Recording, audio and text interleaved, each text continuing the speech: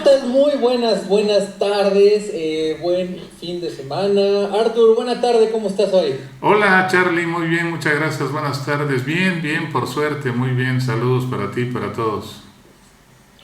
Qué bueno, Arthur, pues miren, Baronautas, ahora tenemos esta charla obligada después de lo que hizo Banjico el jueves pasado. Ya todos sabíamos que iba a ser un recorte, eso ya estaba descontadísimo, Arthur, amigos, pero por ahí dicen que un Banjico Wango recortó solo 25, muchos hablaban de un 50, por ahí algunos analistas más aventurados, Arthur, decían que hasta un punto porcentual, es decir, 100 PB iba o era posible que redujera. Yo la verdad creo que 100 es demasiado. Yo la verdad es que sí veía 50, pero se vio poquitero, como dicen ahí, y nos dio un bajón de solo 25. ¿Cómo ves? Pues sí, 75 ya era impensable desde nuestra perspectiva, ¿verdad? Yo también creía que podía rebajar hasta 50 puntos base, Charlie. Finalmente creo que siguiendo su metodología, sus principios y la dichosa ortodoxia y el rigor a los que nos hemos referido aquí, pues recortó solamente 25 puntos base.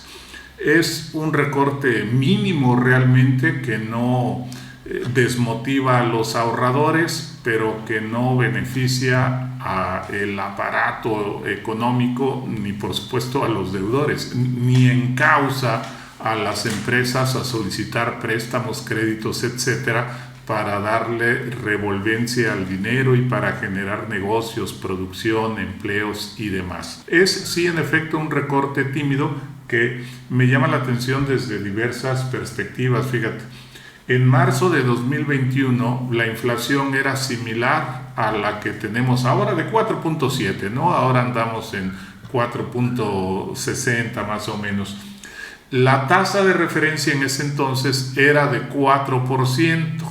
La inflación iba en ascenso, claramente, ¿verdad? Pero fíjate, con una inflación en ascenso, Banjico tenía la tasa en 4%. Ahora, con ese mismo nivel de inflación, pero marcadamente hacia abajo, la tasa de referencia es de 10.5%. Nos da la impresión de que Banjico está mirando hacia atrás en vez de mirar hacia adelante, ¿verdad? Se antojaba que en aquella época, hace 3 años y medio, pues acelerara la subida de tasas. Pero fíjate que en agosto y septiembre de 2022, en la parte más alta de la inflación, cuando llegó a 8.7%, la tasa de Banjico era de 9.25%. Así que mientras la inflación tornaba a la baja, Banjico seguía subiendo y subiendo tasas, y ahora que la inflación pues ya está, insisto, a niveles de hace 3 años y medio,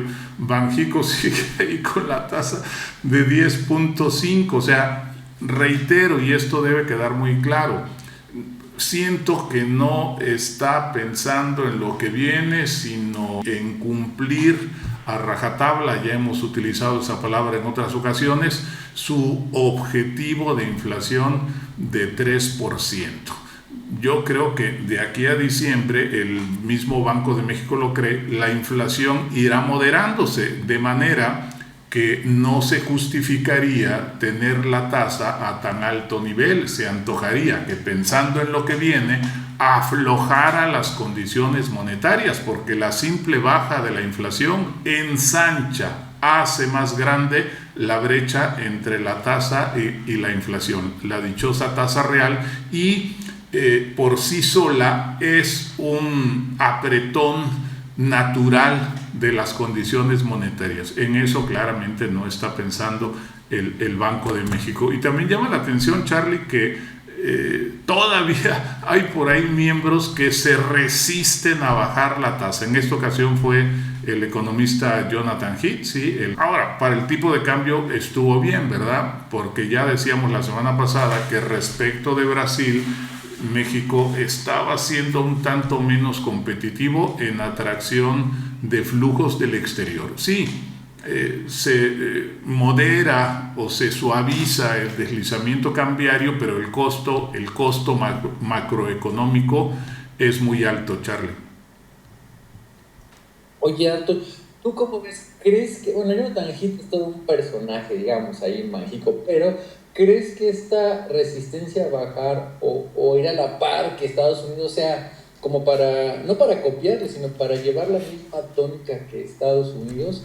¿O cuál será la motivación? Recordemos, amigos barbonistas, que pues el Chair Powell ha sido firme, ¿no? Mientras no se baje la inflación, no voy a mover un dedo, ¿no? Pero recordemos que son contextos diferentes, amigos. Arthur, en Estados Unidos una inflación de 4 o 5 ya les empieza a temblar la mano, ya no digamos a la que tuvieron hace unos meses de hasta 9%, 8,75%. Aparte, en Estados Unidos pues están en 5, nosotros estamos en 10. Ya lo habíamos comentado la semana pasada, Arthur, no hay economía que aguante tasas de referencia del 10%, porque acuerden, amigos, como lo indicaste, Arthur, la semana pasada, ese 10 es la tasa base, falta el spread crediticio, ¿no? Es decir, el que está tomando dinero, pues qué riesgo representa para el que le va a prestar. Aparte está el factor de rentabilidad, etcétera. Entonces ese 10, pues por poco, Arthur, en una contraparte de muy alta calidad, se iría a un 15, 16%, ya no digamos a una pequeña empresa, pues del 20 no baja, ¿no? Entonces decíamos, no hay empresa que se anime a tomar dinero fresco al 18, 19 o 20%, porque eso tendría que decir que tendrían la necesidad de generar ellos, el que está tomando ese dinero. Pues imagínense, amigos, una rentabilidad al menos harto del 30%, si no es que más, ¿no? Yo no creo que haya industrias en México actualmente que nos estén dando esos márgenes. Entonces, pues yo no entiendo la verdad, como dices, por qué la necesidad de tener tan alta la tasa. Ya la tuvimos así durante muchísimo tiempo. Ya es tiempo de que la economía despunte, harto, de echar a andar la maquinaria, los empleos, el consumo, en fin. No sé, te digo, si sea por llevarle como que la par a Estados Unidos, o realmente crean que México funciona o puede funcionar con una tasa tan alta. Pero bueno, el punto es que yo no entiendo si lo están haciendo por llevarle el mismo ritmo al vecino país del norte, o realmente estas personas creen, economistas, que tener la tasa así va a generar algún crecimiento en nuestro país. Arthur, ¿cómo ves? Es una situación bastante curiosa, por así decirlo. Recordemos, Charlie, amigos, que este mecanismo de la tasa de referencia en México es relativamente nuevo. En los 90 y todavía en el primer lustro de los 2000 no había tal cosa. Lo que había eran ahí fórmulas medio extrañas para tratar de conducir o de aplicar la política monetaria. Yo me acuerdo de aquellas técnicas que nos enseñaron en los 80 en la escuela y todavía se pregonaban en los 90, ¿no? La persuasión moral, el encaje legal, etc. Esas fórmulas eran las que aplicaba el Banco de México y luego innovó, por así decirlo, con su política de los cortos diarios a los bancos comerciales, ¿no? Dejaba en corto a la economía. A partir de ahí empezó a emular lo que hacían los bancos centrales del mundo y en específico la Reserva Federal, y le copió prácticamente todo su procedimiento, desde la forma, la mecánica, el comunicado y luego las dichosas minutas. Incluso todavía se percibe claramente el afán de copiar términos, de copiar argumentos de los que utiliza la Reserva Federal. Ya habíamos apuntado por ahí, hará cosa de un mes, 2 meses, no recuerdo, que al que votaba diferente al resto, al que está votando diferente al resto, el Banco de México le llama disidente. Es una muy mala traducción de la palabra en inglés, que en inglés así se dice, pero en español no. Están confundiendo el verbo disentir, es decir, de pensar diferente, con el verbo disidir. Se le llama disidente generalmente al disidente político, al disidente doctrinario, qué sé yo, ¿no? Y son castigos radicales los que se le pueden aplicar a ese disidente. En este caso no se trata de eso, se trata de alguien que disiente de una opinión, como Jonathan Heath en este caso, ¿no? Que muestra sus argumentos y dice, oye, yo no estoy de acuerdo, yo prefiero que no se baje la tasa. Eso no es ser disidente, eso significa disentir, diferir de la opinión del resto. Pero entonces vemos eso, Charlie, que estamos copiando y copiando y copiando lo que hacen y cómo lo hacen en Estados Unidos, cuando nuestra realidad es completamente diferente. No aplica, copiamos fórmulas, copiamos instrumentos,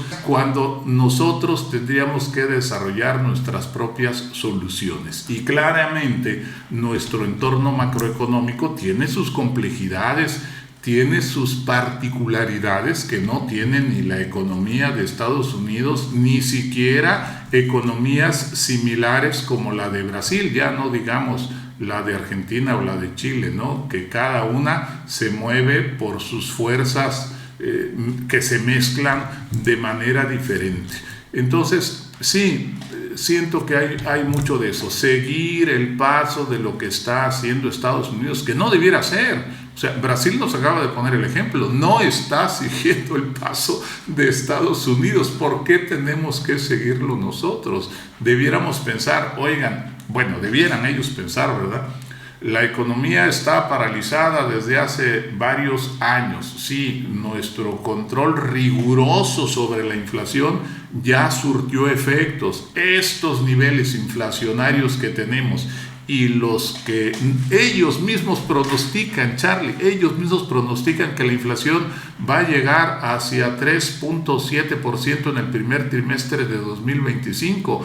A esos niveles ya no corresponden tasas de 10.5%. Ellos mismos lo hicieron según estos datos que tenemos aquí. Inflación de 4.7%, tasa de Banxico de 4%. Hoy en día, inflación de 4.6%, tasa de Banxico 10.5%. No es coherente. Insisto, estamos pensando en el pasado, o están ellos, para diferenciarlo, están ellos pensando en la inflación que ya pasó, y por eso la tasa de referencia. Esa es una tasa de referencia para la inflación que ya pasó, no para la inflación que viene. Sería bueno que hicieran esa reconsideración, Charlie. Por eso sí, algunos analistas, como lo mencionabas, esperaban que recortara hasta el 1%. Hace sentido desde las condiciones de inflación y desde las condiciones macroeconómicas, pero choca con ese rigor, con esa ortodoxia de Banxico, que no piensa del mismo modo, que no piensa en función de la realidad macroeconómica, que está anclada en la inflación que ya transcurrió y no en lo que se viene para los siguientes meses, Charlie. Sí, creo que como bien dices, ahí está el ejemplo, perdón que vuelva a esto, Baronautas, pero el ejemplo de Brasil. Brasil actuó viendo sus propios intereses. Claro, claro. Le subo la tasa y pum, le me traigo unas carretonadas de dinero a mi país que bastante falta le hacen. Creo que eso es pensar, no es ser disidente como Jonathan Heath, sino es pensar en beneficio del propio país. Arthur, claro, claro. Esas tasas nos tienen ahorcados durante muchísimo tiempo, Arthur. No hay país que pueda avanzar así. No. Hoy está muy difícil. Las bolsas reaccionaron bien, Arthur, en Estados Unidos, en México, el FX. Entonces, ¿qué podemos esperar ahora que nos queda exactamente un día hábil de la administración actual? El martes es el evento de cambio de administración. El presidente en turno le dará la batuta a la presidenta electa. Entonces, ¿cómo ves, Arthur? ¿Crees que esos eventos generen algo de volatilidad o ya están más que descontados en el mercado? Y el ramalazo de Banxico fue el último golpe a los mercados y al FX. ¿Cómo ves? Volvemos al punto que también habíamos comentado. Vamos a ver, yo estoy esperando con inquietud el discurso de toma de posesión de Claudia Sheinbaum, en el que pues creo que nos va a revelar cosas que hasta ahora no nos ha dicho por cuestiones muy naturales y muy comprensibles. No es que vaya a romper, no es que vaya a decir algo extraordinario, pero sí creo va a puntualizar algunas cuestiones especiales en materia económica. Es probable que aluda a esta semiparálisis que tiene la economía por esa actitud del Banco de México y que nos dé algún indicio de qué va a hacer o hacia dónde se conducirá su administración en ese sentido, en el plano económico. Vamos a ver, ahora, el dólar hasta eso no ha estado, digamos, tan presionado como lo había estado en los meses anteriores. Ha sido rechazado 2 veces cuando tendía a la baja al acercarse al promedio móvil de 50 días y ha rebotado de entre 19.07 y 19.25, de ahí ha subido hacia 19.60, 19.75, expuesto desde luego a las vicisitudes internacionales, específicamente a la escalada o la posible escalada de la guerra en Medio Oriente. Si esos factores, estos geopolíticos y la volatilidad en Wall Street se imponen, lo veríamos otra vez acercarse a los 20 pesos. Si tomamos en cuenta la medida del Banco de México y lo que nos pueda decir la presidenta electa, podríamos verlo otra vez intentar el recorrido bajista hacia los 19 pesos, Charlie. Hacia los 19 pesotes, sí. Entonces, pues ahí está, Baronautas, el panorama. Entonces, como dices, no queda más que esperar. ¿Algún dato interesante, Artur, la próxima semana? Yo sé que todos los ojos, los reflectores van a estar en el cambio de administración, pero algo que tengamos que estar al pendiente los amigos Baronautas esta semana que viene, Artur, para estarlos informando. Sí, claro, la próxima semana, exactamente el viernes, se va a dar a conocer la nueva cifra o las nuevas cifras de empleo y desempleo, el otro mandato de la Reserva Federal que va a ser determinante para esclarecer o tratar de esclarecer de cuánto va a ser el siguiente recorte del Banco Central en su reunión de noviembre. Quedan 2, mediados de noviembre y mediados de diciembre, tanto para la Reserva Federal como para el Banco de México. Sí, yo creo que el Banco de México podría recortar otros 50 puntos de aquí al fin de año, pensando en lo que nosotros consideramos y analizamos, ¿verdad? No en la forma de ser de ellos. Y sí podría darse el caso de que la Reserva Federal recortase también 50 puntos base, quizá 25 en noviembre, quizá 25 en diciembre, si el empleo sigue estancado y si la inflación sigue dando evidencias de descenso hacia la meta de ellos, que es el 2%, Charlie. Ahora, para los que temían que hubiera una recesión en Estados Unidos, pues esta semana salió la segunda revisión del PIB al segundo trimestre de este año y fue de 3%. No puede darse una recesión con un crecimiento de 3%, pues son cosas contradictorias, ¿verdad? Si la economía crece 3%, pues no hay recesión. Que los otros datos no estén bollantes como el empleo, esa es otra cosa, y ese dato de empleo-desempleo es el mandato de la Reserva Federal. Se comprende entonces que la Fed actúe en función de eso, más no desde la perspectiva de la recesión, Charlie. Sí, claro. Acuérdense, amigos, que como dice Artur, aquí en México el Banco Central, Banxico, tiene algunos mandatos, en la Fed, en Estados Unidos, pues tiene algunos otros. Entonces, si bien, como dicen, una cosa es que el empleo esté lento o no esté acelerándose tanto como se espera, y otra cosa, pero completamente diferente, es que haya una recesión. Incluso se hablaba hace ya unos meses, ¿te acuerdas?, de recesión técnica en Estados Unidos y cosas así que, bueno, ya no vale la pena recordarlas, pero entonces ese dato va a ser muy importante y eso será el próximo viernes, ¿verdad? Para estar muy al pendiente, ¿no?